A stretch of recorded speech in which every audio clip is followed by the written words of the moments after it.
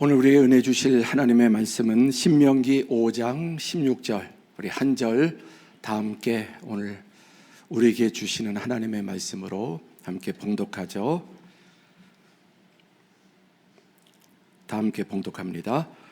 너는 내 하나님 여호와께서 명령한 대로 내 부모를 공경하라. 그리하면 내 하나님 여호와가 내게 준 땅에서 내 생명이 길고 복을 누리리라. 아멘. 오늘 거룩하고 복된 주일, 또 가정의 달을 맞이해서 하나님 앞에 예배하는 모든 성도들에게 하나님께서 이 땅의 가장 큰 행복인 가정의 행복, 그리고 또 교회 공동체 하나님의 가정의 행복을 더 풍성히 부어주시기를 축복합니다. 오늘 말씀의 제목은 행복의 뿌리입니다.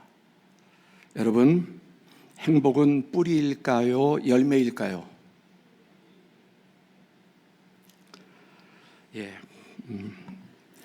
행복은 뿌리일까요? 열매일까요? 결과일까요? 뿌리일까요? 고집이 세시군요. 그 정도 말씀드렸으면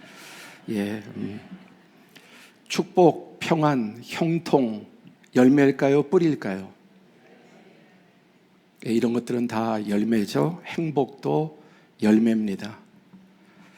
축복, 평안, 형통, 이런 것들도 다 행복에 크게 범주에 든다고 할 수 있는데, 행복은 뿌리가 아니라 열매입니다.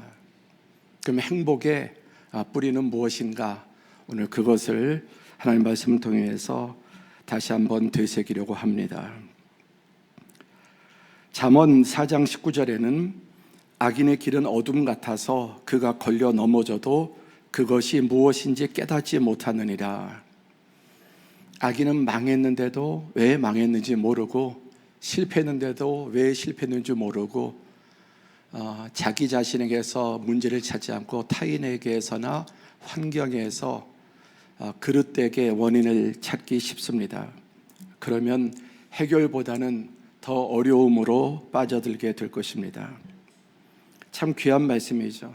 악인의 길은 어둠 같아서 무언가 걸려 넘어졌는데 무엇에 걸려 넘어졌는지 모르는 것이죠. 혹시 여러분 지금 삶에 어떤 큰 어려움이 있는데 도대체 이 어려움이 무엇 때문인지 모르겠다고 한다면 정말 죄송하지만 마치 악인이 어둠 속에서 그런 것처럼, 또는 잘못 진단한다면 그 미궁에서 벗어나기 어려울 것입니다. 그러나 하나님의 진리의 빛이 그 안에 있는 사람은 내가 무엇 때문에 이런 일을 당하는지 이런 것들을 바로바로 깨닫고 또 하나님 앞에 회개하고 돌이키게 될 것입니다. 오늘 우리 가정의 달을 맞이해서 부모님들은 우리의 삶의 시작이죠. 부모님의 사랑과 희생이 지금 우리를 만들었습니다.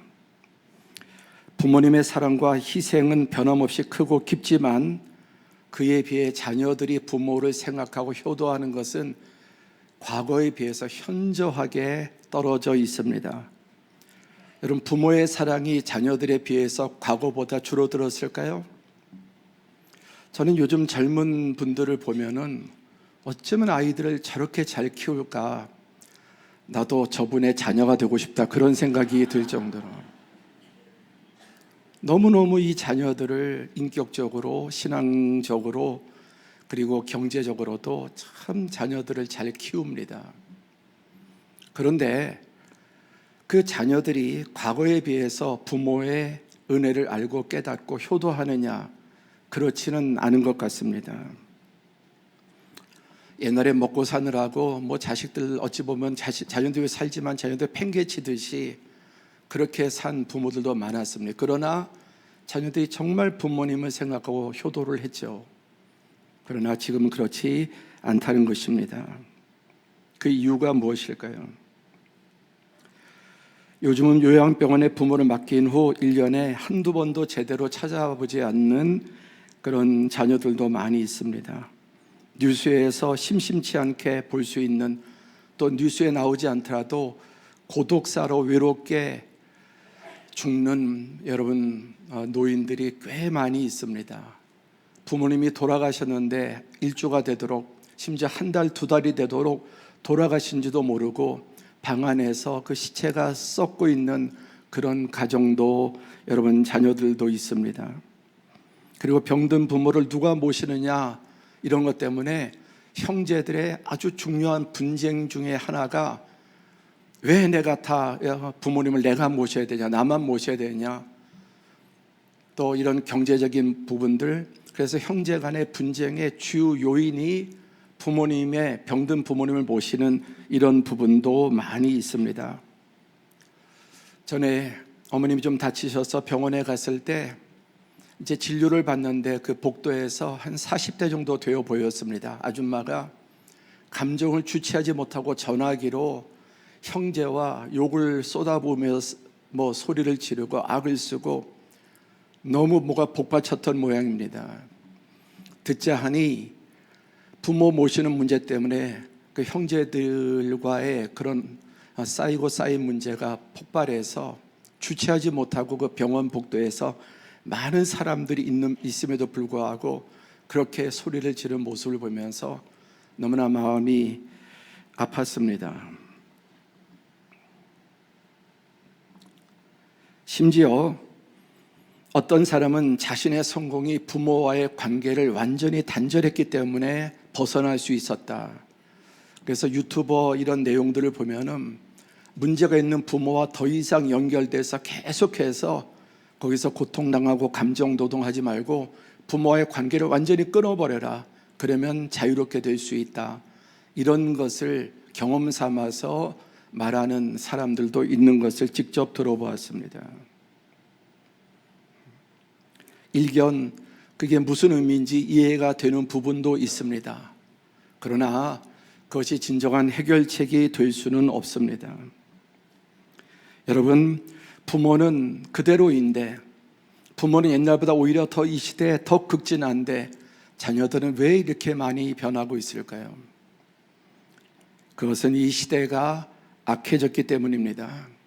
절대로 정상적인 좋은 현상이 아닌 것입니다. 디모데후서 3장 2절에 말세가 되면 사람들이 이렇게 변질될 것이다, 이렇게 악화될 것이라고 말씀합니다. 사람들이 자기를 사랑하며 돈을 사랑하며 자랑하며 교만하며 비방하며 부모를 거역하며 감사하지 아니하며 거룩하지 아니하며. 말세가 될수록 사람들은 점점 더 이런 일들, 자기 사랑, 자기의, 그리고 물욕, 돈에 대한 욕심, 자랑하고 과시하고 교만하고, 그리고 다른 사람을 비방하고 공격하는 일들, 그리고 부모를 거역하고 불순종하는, 그리고 부모의 은혜에 감사하지 아니하고 거룩하지 않다는 것은 점점 사람들의 생각과 삶이 더러워진다는 것입니다. 악해진다는 것입니다. 여러분, 이 가운데 지금 우리가 사는 세상에서 해당되지 않는 게 하나라도 있을까요? 정말 하나님 말씀대로 점점 더 악을 향해서 내려가고 있습니다. 하나님께서 명령하신 부모 공경의 계명이 잊혀졌기 때문입니다.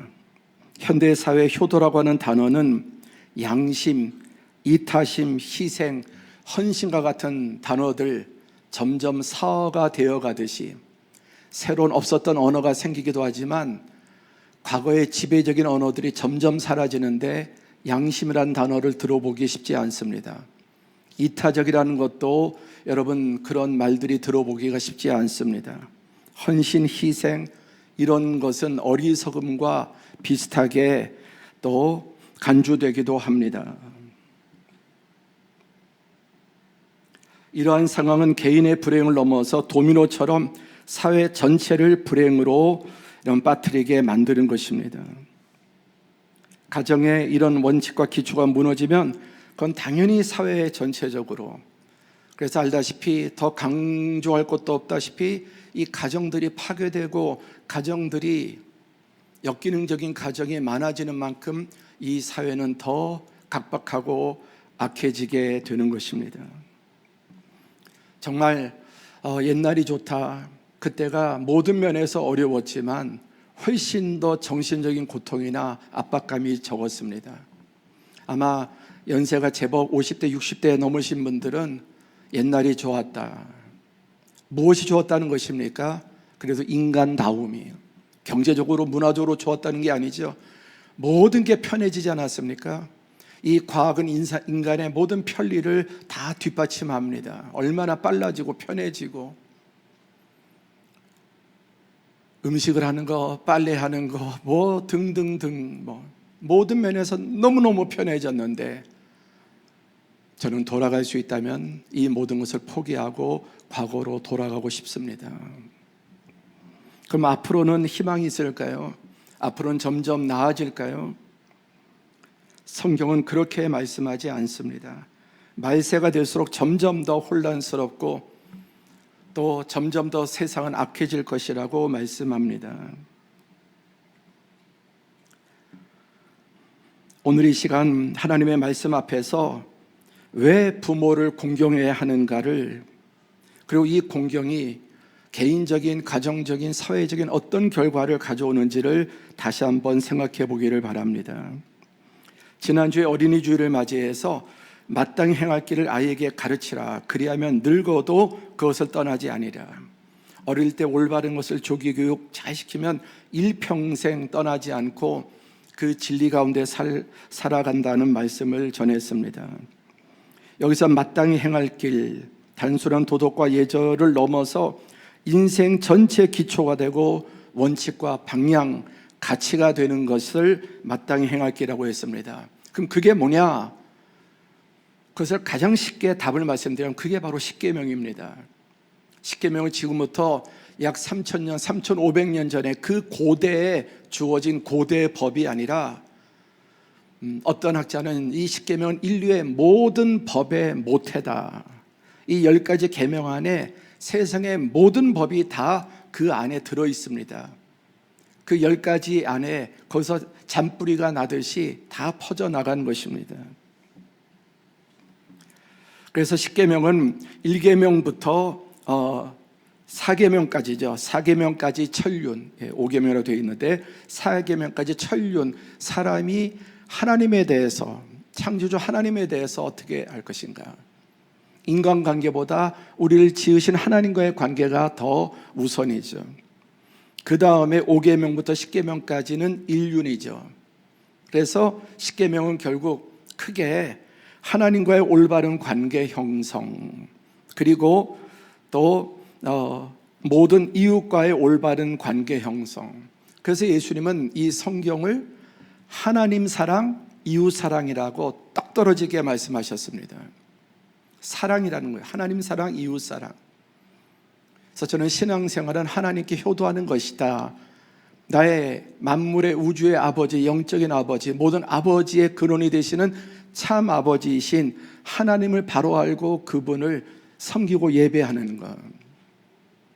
그리고 그 기초에서 이제 인간관계, 그 안에는 물질관계, 자연, 나머지 모든 것들은 그 안에 잘 자리 잡게 됩니다.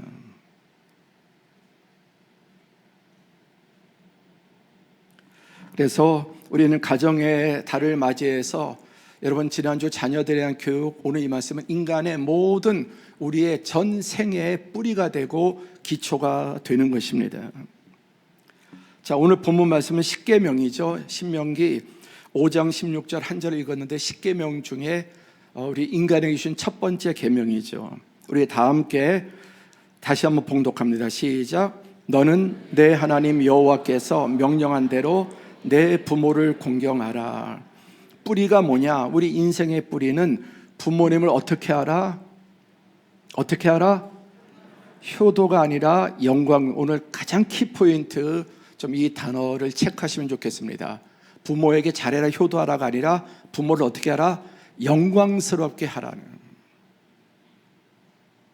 이것은 하나님께 거의 독점적으로 쓰이는 거죠. 모든 영광을 하나님께 올려드린다고 했는데 성경은 그 영광을 부모와 공유하라는 것입니다.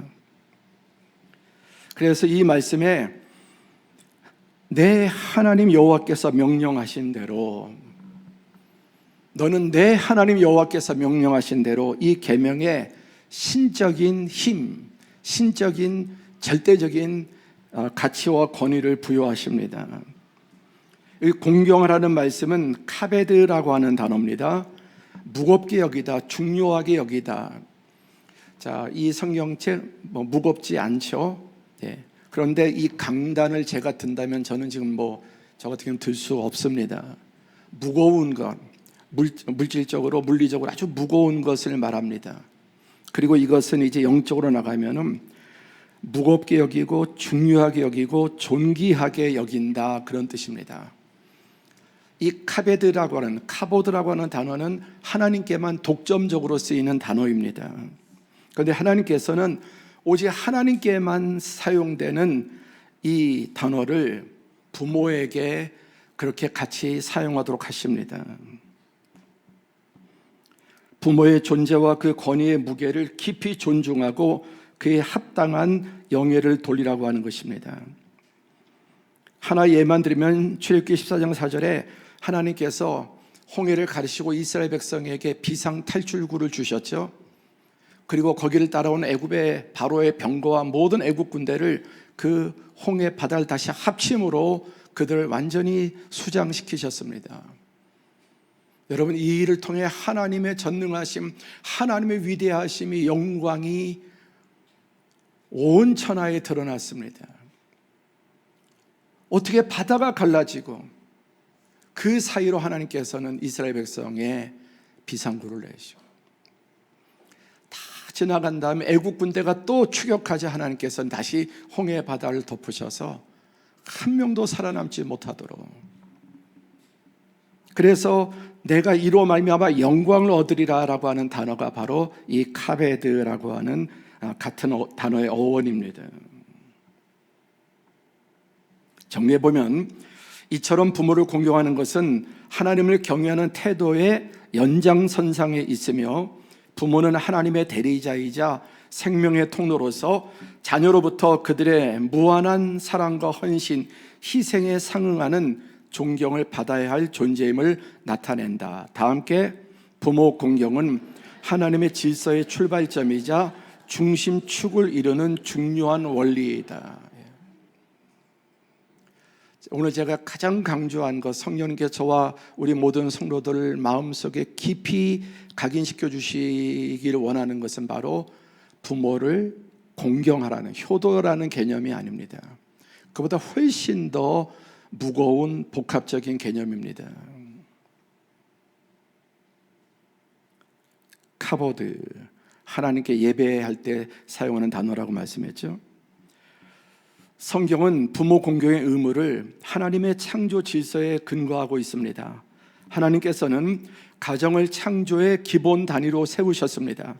이러한 신적 설계 안에서 부모는 단순히 생명을 전달하는 생물학적 통로를 넘어 자녀에게 하나님의 권위를 위임받은 대표자로서 역할을 수행합니다. 하나님의 대리는 위임하죠. 위임장. 하나님께서 부모에게 자녀를 위임하셨다라는 것입니다.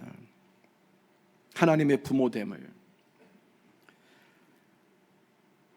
부모 공경은 하나님이 설계하신 복의 통로로 작용합니다. 이 길을 통해서 우리 자녀들을 축복하시기로 하나님이 만드신 통로입니다. 불효자식도 얼마든지 잘 되고 잘 되는 게 무엇이죠, 여러분? 예수님 안 믿고 하나님 안 믿고 부모에게 나쁜 짓 해도 잘 되기만 하던데요, 잘 살기만 하던데요. 그렇게 생각하다면 그렇게 생각하신 거 잘 된다는 게 무엇입니까?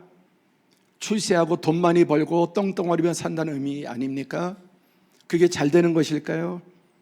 그럼 이 세상의 사악한 독재자들, 저 북한의 저 독재자들이 다 잘 사는 것입니까?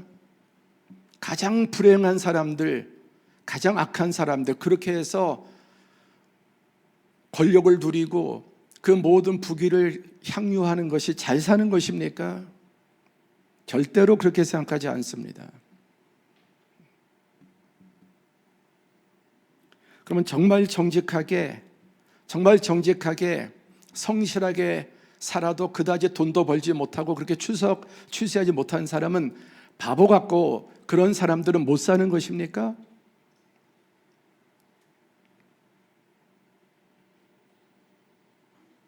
잘못된 기준이라는 것입니다.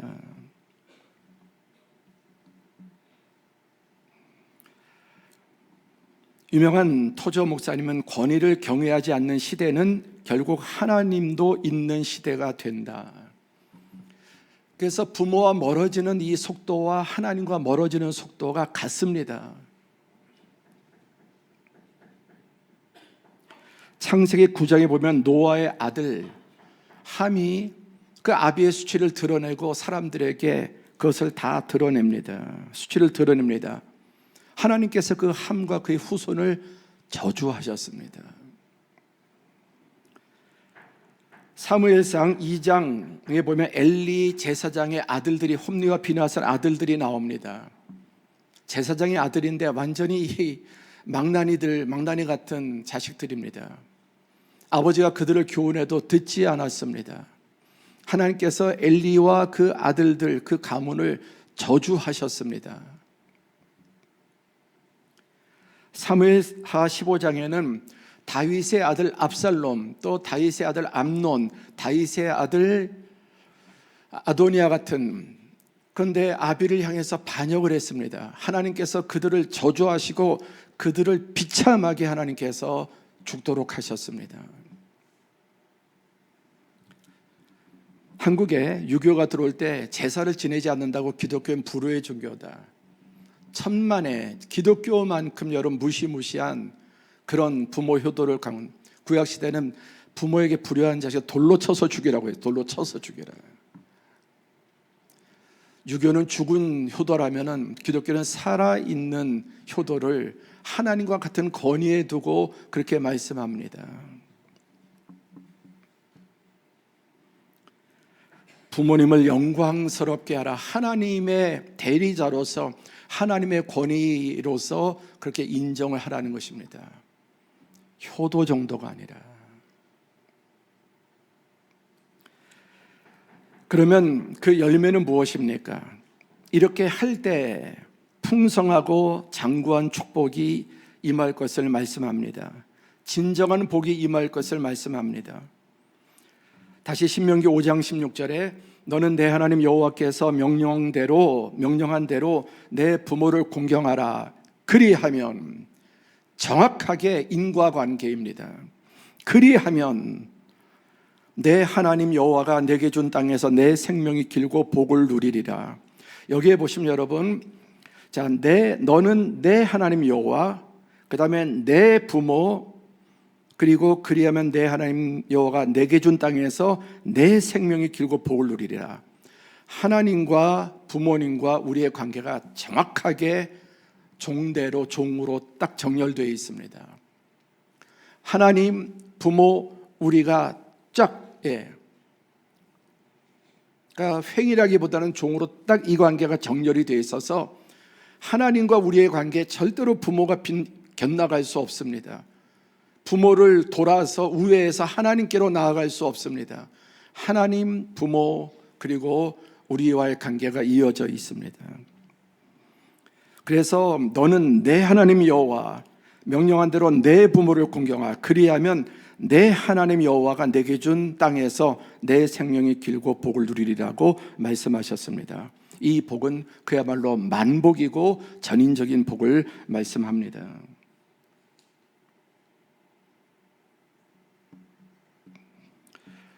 부모 공경은 축복의 문입니다. 부모와의 관계는 우연이 아닌 하나님이 의도하신 축복의 관문입니다. 지금 계속 너무 상처 입은 부모님에 대해서 아마 묵상이 되는 분도 있을 텐데, 이 말씀 들으면서 제가 목회자로서 이런저런 목회하고 성도를 상담해 보면은 참 부모에게 입은 상처가 깊고 크고 그것이 평생 간다고 하는 것을 현장에서 끊임없이 느낍니다. 심지어 어떤 성도는 부모에게 정말 뉴스에 성폭행을 당하고 잔인하게, 너무너무 그 내면이 다 갈기갈기 찢겨서 이 대인관계가 정상적이지 못하고 끊임없이 정신적으로 치료를 받아야 되고 그런 분도 보았습니다. 부모의 관계는 우연이 아닌 하나님이 의도하신 축복의 관문입니다. 아니 그런 부모도, 짐승 같은 부모도 마찬가지란 말입니까? 그렇진 않죠. 이어서 말씀드리겠지만 어쨌든 이 관계를 존중하는 것은 곧 하나님의 질서와 공급에 자신을 일치시키는 영적 원리이며, 이 관계가 손상되면 축복의 흐름 곧 또 막히게 됩니다. 그러니까 부모의 어떠함이 아니라 어떻든 간에 부모는 부모죠. 그렇죠? 심지어 좀 극단적인 그런 짐승 같은 부모라 할지라도 생명의 통로라고 하는 것을 부인할 수는 없습니다. 인간의 타락으로 선용해야 될 그런 부모의 역할이 악용이 되고 그것이 이제 왜곡이 되는 것이죠.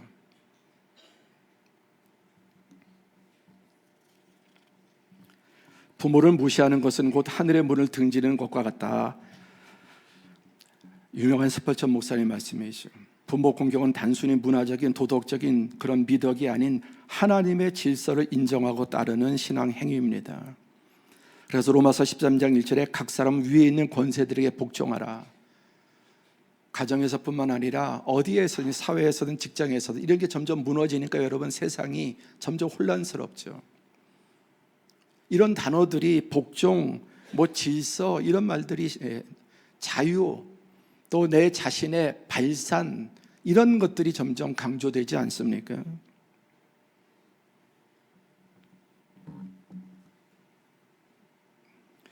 여기에 보면 부모 공경은 신앙의 행위입니다. 그래서 에베소 6장 1절 3절은 자녀에게 주 안에서 부모에게 순종하라고 명령합니다. 이 말은 다양하게 해석할 수 있는 주 안에서 주님의 명령 가운데 주님의 권위 안에서라고 하는 의미가 가장 큽니다.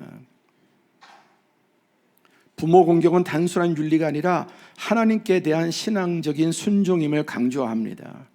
부모가 완전하지 않아도 공경은 그들의 자격이 아니라 하나님의 명령에 대한 순종으로 실천되어야 합니다. 부모의 어떠함이 아니라. 그래서 성경 어디에도 부모의 어떠함에 대해서 자녀가 어떻게 된다 그런 말씀은 없습니다. 당연히 어떤 부모가 되어야 되는지는 성경에 많이 가르치지만 자녀가 부모를 대할 때 부모가 어떠함에 대해서 내가 이렇게 해도 된다 이런 말씀은 단 한 구절도 없습니다. 그들의 자격이 아니라 하나님의 주권과 질서에 기반한 것입니다. 이제 한 단계 더 나가보면 부모 공경은 부모의 완전함에 대한 보상이 아니라 부모의 죄와 상처, 심지어 역기능적인 역할 등 불완전한 부모의 관계 속에서의 공경은 매우 어렵고 상처와 아픔이 동반되기도 합니다. 그럼에도 불구하고 부모 공경은 하나님 앞에서 순종의 행위이며 깊은 상처 속에서도 용서를 통해 부모를 존중할 수 있다는 복음의 치유 능력을 보여줍니다. 괜찮으신 것 같습니다. 자, 복음의 능력, 복음의 치유의 힘.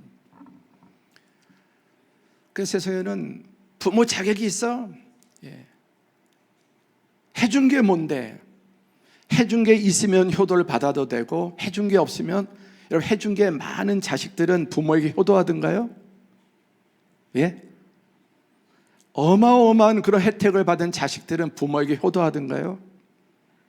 그리고 부모에게 받은 것이 정말 너무나 없는 자식들이 부모에게 불효하던가요? 그렇지 않죠.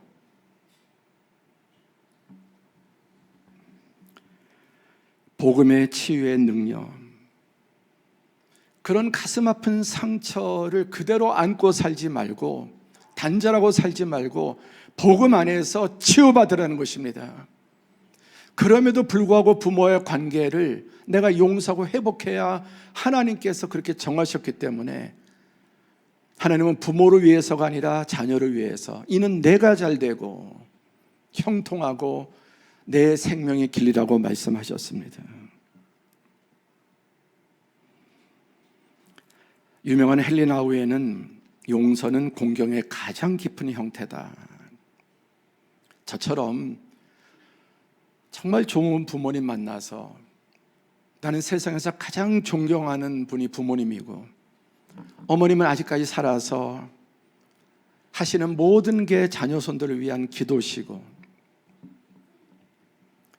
그렇게 부모님을 생각할 때 말할 수 없는 감사와 하나님의 은혜를 찬양할 수밖에 없는 사람도 있지만 그렇지 않은 분들도 많이 있죠. 도무지 용서할 수 없는. 저는 심지어 한 교회 안에서 부모 마주치기 싫어서 일부러 다른 예배를 나오는 그런 성도도 보았습니다. 부모 얼굴을 보는 게 트라우마인 거예요. 차마 다른 데로 갈 수는 없고,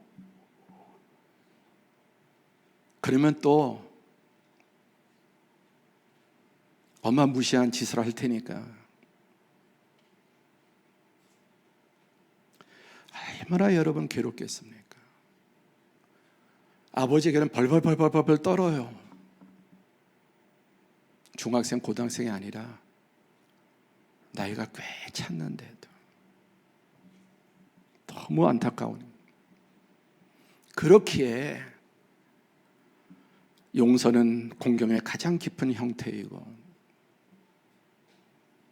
또 그럼에도 불구하고 하나님의 권위와 복음의 치료 능력 앞에 부모를 용서할 수 있는 그 사람이 받을 은혜와 복은 저 같은 사람보다 훨씬 크다고 믿습니다. 십자가의 사랑은 나의 모든 죄와 허물을 용서하시고 받아주셨듯이 복음은 사랑할 수 없는 자를 사랑하게 만들며 부모 공경은 인간의 의무가 아닌 거룩한 영적인 훈련이다. 아멘. 그래서 이게 처음부터 탁탁 되는 게 아니죠. 쓴물이 올라와도 이를 악물고 순종하고 해나가면 그 쓴물이 바뀌어서 이제 단물로 바뀌게 될 것입니다.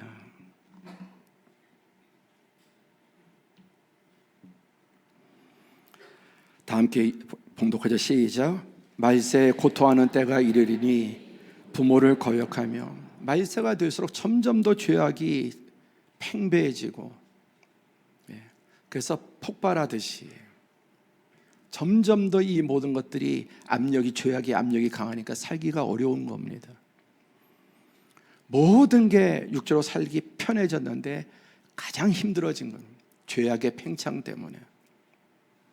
그러니까 옛날에 좋았다는 것은 경제가 좋았다는 게 아니죠. 그래도 인간관계, 사람다움, 그리고 윤리와 질서와 도덕, 이런 것들이 살아있는 그 시대를 말하지 않습니까?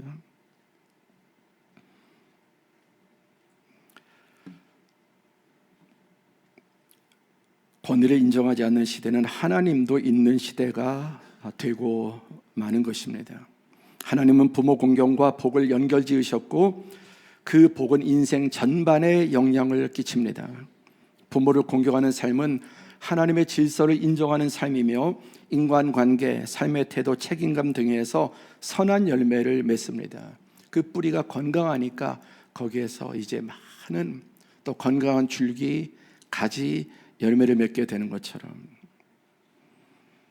부모를 공경하는 자녀는 세상에서도 신뢰를 얻고 하나님 앞에서 복된 자로 세워집니다. 제가 부모의 이름을 걸고 장사하는 분을 보았습니다. 어떤 분은 자기 이름을 걸고, 저는 그러면 믿습니다. 자기 이름을 걸고 간판에 걸고 자기 이름 걸고, 또 어디 보면 이렇게 자기 사진도 이렇게 간판에 추어탕집 이런 데 보면, 저는 그럼 믿습니다. 저렇게 해놓고 거짓말하지 않을 거다. 그리고 부모 이름을 걸고, 나를 낳아주신 부모 이름을 걸고 장사하겠습니다. 100% 믿습니다.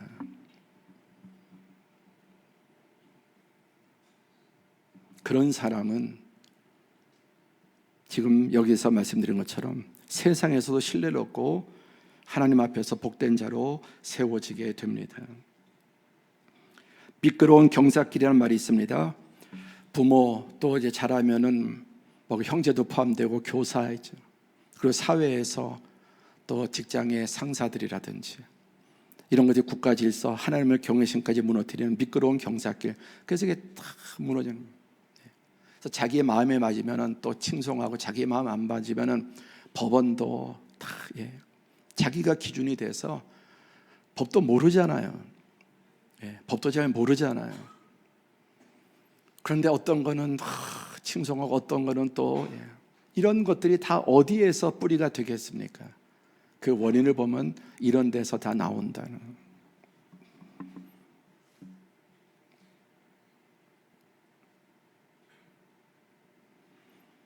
이는 부모 공경을 포함한 가정의 건강이 사회 전체 건강의 기초됨을 의미합니다. 여러분, 세상이 점점 악해진 이유는 딱 하나, 가정이 악해졌기 때문이에요. 가정이 파괴되어지고 삭막해지고. 여러분, 자녀에게 온갖 교육을 다 시키시는데 하나 중요한 질문을 하겠습니다. 자녀에게 효도 교육을 시키십니까? 부모에게 효도하라는 교육을 시키시는 분 있으십니까?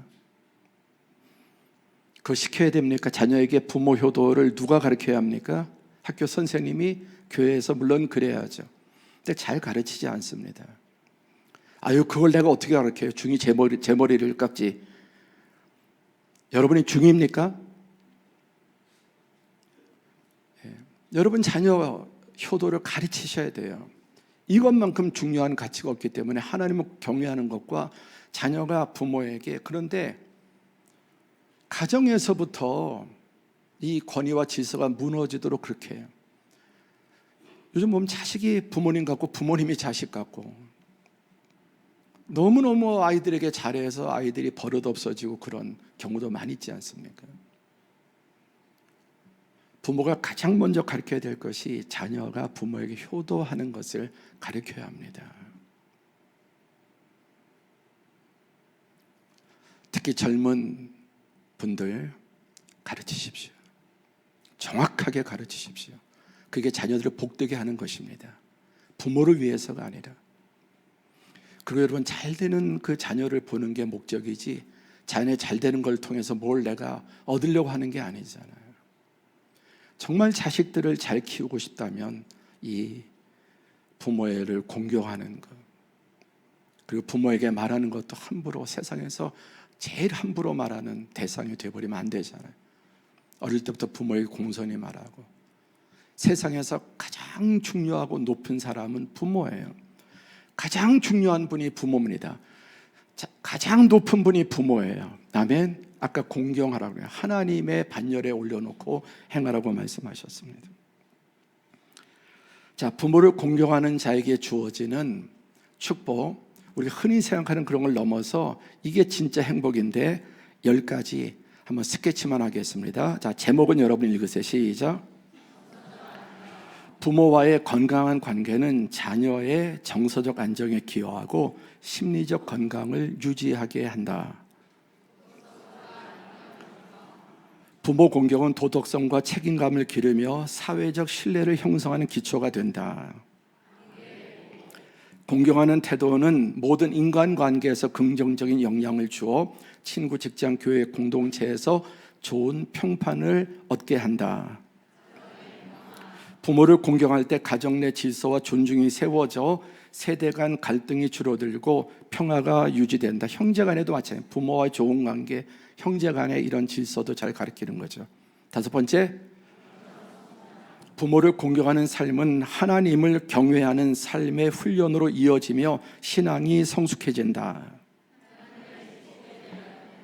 성경은 순종과 공경에 하나님의 복이 함께함을 강조하므로 실제로 삶의 많은 영역에서 복을 경험할 수 있다. 부모의 권면을 따르고 존중하는 사람은 지혜롭게 결정하며 장기적으로도 성공할 수 있는 기초를 견고하게 한다. 여기에서 저는 제 인생을 돌아볼 때 제 인생에 가장 잘된 것 세 가지를 뽑으면 다 부모님의 순종했던 것이. 제 인생에 가장 잘했던 것. 저 같은 사람이 이만큼 올 수 있었던 것은 다 부모님께 순종했다는. 첫 번째, 군대 안 가려고 그랬는데 군대 억지로 보낸 거. 그때 제가 아팠었는데 억지로 보내서 이를 악물고 군대 갔는데. 두 번째, 다른 교회 가려고 그랬는데 이 교회 가라고 부모님이 강요해서 이 교회 온 거. 저 강남에 큰 교회를 가려고 그랬는데 여기 가라 그래서 억지로 여기 온 거. 그리고 1년만 있다 도망가려고 그랬는데 도망 못 가게 해서 또 있고 있다 보니까 이제 여기까지 왔어요. 세 번째, 아내와 결혼한 거. 딴 여자를 마음에 두고 있었는데 그 여자 아니다. 순남이랑 결혼해라 그래갖고 어떻게 저런 얘기를 막 할 수 있지? 할 수 있습니다. 너무 감사한 일이라는, 너무 감사한 제 인생에 다 내 뜻과 달랐지만 부모에게 순종함으로 주어진 하나님의 약속은 틀림없습니다. 이 중에 한 가지라도 어긋났으면 제가 이 자리에 있지 못했을 것입니다. 여덟 번째, 부모를 존중하는 문화는 다음 각 세대로의 신앙과 가치관 전수의 기반이 된다. 부모를 공경하는 자식은 자식에게도 공경을 받는다. 부모를 공경하는 태도는 공동체 속에서 존경을 받으며 모범적 리더로 설 수 있게 한다. 궁극적으로 부모 공경이 하나님의 뜻을 이룬 삶으로 이어지며 이로 인해 삶의 만족과 의미를 깊이 경험하게 된다. 인생의 가장 큰 행복은 가정에 있어요. 가정에 있습니다. 가정이 행복하지 않은 사람은 행복하지 않은 사람이에요. 그냥 쾌락을 즐길 뿐이지. 진짜 행복은 가정에 있습니다. 행복한 가정. 그리고 세상의 모든 불행은 어디에나 있지만 가정이 불행한 사람이 가장 불행한 사람입니다. 다른 건 다 몰라도 이 사람이 가정에서 느낄 수 있는 행복만큼 큰 게 없어요. 그리고 가화만사성이라는 그런 가정에서 모든 복된 가지가 뻗어나가게 되는 것입니다. 우리가 이제 실천하는 부분을 역시 간단하게 여러분 이 가운데 하나라도 꼭 건지시기를 바랍니다. 실천입니다. 첫 번째, 다 함께 부모님께 감사한 마음을 자주 표현하고 그분들의 헌신과 수고 헌신을 구체적으로 인정하는 것이 중요하다. 여러분 부모님에게 사랑합니다라고 말하시는 분 있나요? 자주. 어머니, 아버지 사랑해요, 존경해요, 감사해, 그런 말 자주 하시는 분 있나요? 이거 해보세요. 꿀팁입니다. 사랑해요, 사랑해요. 너무 좋아하세요. 말로 하는 거 하지 않으면 모릅니다. 사랑한다, 존경한다. 그리고 부모님의 장점을 말해주세요. 몇 년 전에 우리 형제들이 다 모였을 때 어머니의 장점을 10가지, 아버지의 장점을 10개 쓰기로. 아버지는 어머님에 대해서, 어머니는 아버지에 대해서. 아버지가 어머니의 장점을 살아계실 때 이렇게 쓰셨는데 한 10개 쓰시더라고요. 어머니가 아버지에 대해서 한 15개. 그리고 아버지는 어머니에 대해서 한 30가지 쓰시더라고요. 우리 자녀들이 부모님이 어떤 점이 훌륭하셨는지 그렇게 같이 모여서 가정 예배 때 쓰는 거예요. 우리 아이들하고도 합니다. 첫째 아이, 너는 뭐가 제일 좋은지 10개씩 쓰게 하는 거예요. 그리고 함께 나누고. 여러분 해보세요. 그리고 자녀들의 이 좋은 부분을 살려줘요. 자꾸만 못하는 부분만. 그러면 그럴수록 더 관계는 멀어지고 깨지고 자녀들의 마음은 우울해질 것입니다. 그래서 감사합니다, 사랑합니다, 우리 어머니 이런 점이 너무 좋아요. 우리 아빠 이런 점이 너무 좋아요. 인정해드리는 시간의 투자. 바쁘다 하지만 우리가 정말 하고 싶은 거 또 하고 살지 않습니까? 바쁘다는 말의 90%는 핑계다. 부모가 제일 중요하니까 다른 거 덜 하더라도 부모를 찾아뵙고 부모님과 함께하는 것은 더 중요한 일이죠. 이 설교를 지금 우리 어머님이 듣고 계실 텐데, 너 강단에서 그렇게 말했지? 그리고 이제 저를 좀 더 얽어맵니다. 시간을 드리는 것. 세 번째, 경제적인 지원. 아까워하지 말고. 부모의 가난의 대부분은 자식 때문이에요. 한국 사회에서 부모의 가난의 대부분은 자식 때문이에요.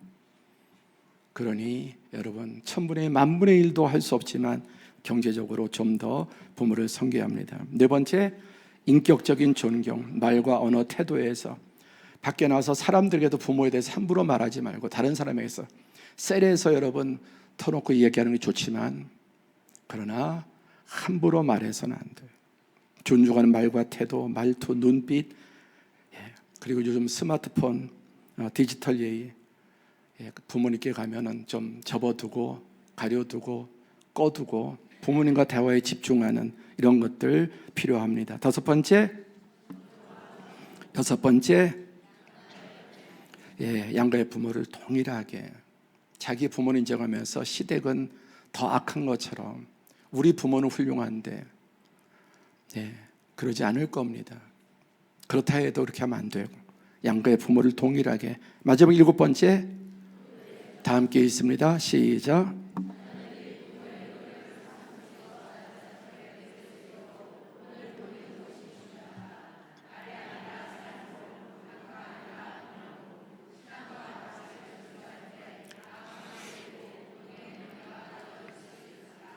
기도하겠습니다. 이래야 자녀들이 행복합니다. 정말 사람답게 사는 것입니다. 부모와의 관계가 좋은 사람이 대인관계도, 인생은 관계입니다. 행복은 관계에 있습니다. 하나님과의 좋은 관계, 1계명부터 4계명, 그리고 하나님과 사람과의 관계, 5계명부터 10계명. 이 모든 것의 뿌리는 부모입니다. 부모를 공경하는 것은 모든 행복의 뿌리입니다. 이는 내가 잘 되고, 오늘 이 말씀 우리 함께 생각하면서 결단하고, 또 회개할 것은 회개하고 결심하고 무엇이든지 실천할 수 있는 은혜, 주님 저에게 능력을 주시옵소서. 함께 기도하겠습니다.